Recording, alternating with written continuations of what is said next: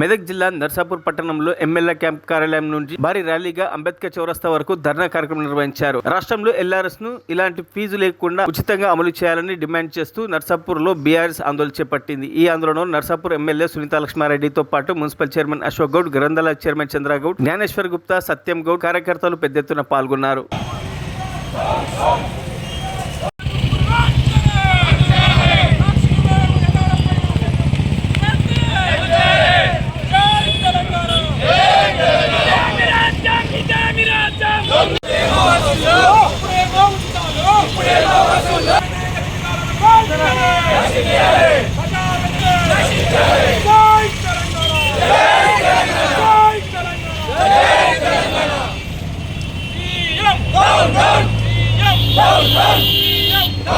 లేకపోగా అప్పుడు ఇచ్చినటువంటి అంటే అప్పుడు టీఆర్ఎస్ పార్టీ అధికారంలో ఉన్నప్పుడు చేసినటువంటి అనేక కార్యక్రమాలను తప్పులు పడుతూ రాద్ధాంతం చేస్తూ రోడ్లు ఎక్కినటువంటి వాళ్ళు ఈరోజు మాట తప్పి మళ్ళీ ఈరోజు వాళ్ళు అదే కార్యక్రమాలు తీసుకొని ముందుకు రావడం జరుగుతోంది.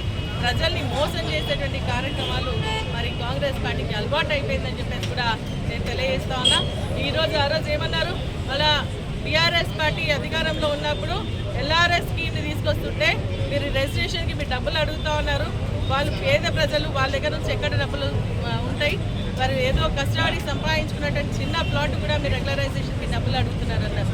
కానీ ఆ రోజు ఒక పద్ధతి ప్రకారంగా టీఆర్ఎస్ పార్టీ రెగ్యులరైజ్ చేసేటువంటి కార్యక్రమం చేస్తుంది. ఆ రోజు 2 నెలలు టైం ఇచ్చింది వాళ్ళకు. ప్రజలందరూ కూడా దాదాపు 2 నెలలు టైం ఇచ్చి అక్టోబర్ నుంచి మన ఆగస్టు నుంచి అక్టోబర్ వరకు టైం ఇచ్చి ఒక 1000 రూపాయలు ఇచ్చి డాక్యుమెంటేషన్ చేయించుకునే విధంగా 10,000 ఇచ్చి రెగ్యులరైజ్ చేసేటువంటి కార్యక్రమం చేస్తే ఈరోజు ఆ రోజు ఏమన్నారు, ప్రజల యొక్క సొమ్మును దోచుకోవడానికి టీఆర్ఎస్ పార్టీ కంకణబద్దులైంది. ఈ ఎల్ఆర్ఎస్ స్కీమ్ని తీసుకొని వచ్చింది. మేము అధికారంలోకి వస్తే ఈ ఎల్ఆర్ఎస్ని రద్దు చేస్తాం, ఖచ్చితంగానే దాన్ని రెగ్యులరైజ్ చేస్తామని చెప్పడం జరిగింది. మరి ఆ రోజు నిజంగా అక్టోబర్ 6వ తారీఖున బట్టి గారు చెప్పడం జరిగింది.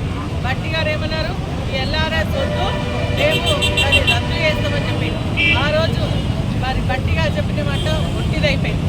అదేవిధంగా అక్టోబర్ 10వ తారీఖున ఉత్తమ్ కుమార్ రెడ్డి గారు మేము ఎల్ఆర్ఎస్ ఉచితం చేస్తామని చెప్పి అదే ఉత్తమ్ గారి మాట ఒట్టిదైపోయింది.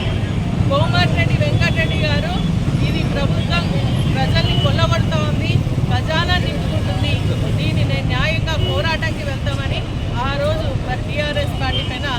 మరిన్ని అప్డేట్స్ కోసం మా ఛానల్ని సబ్స్క్రైబ్ చేయండి.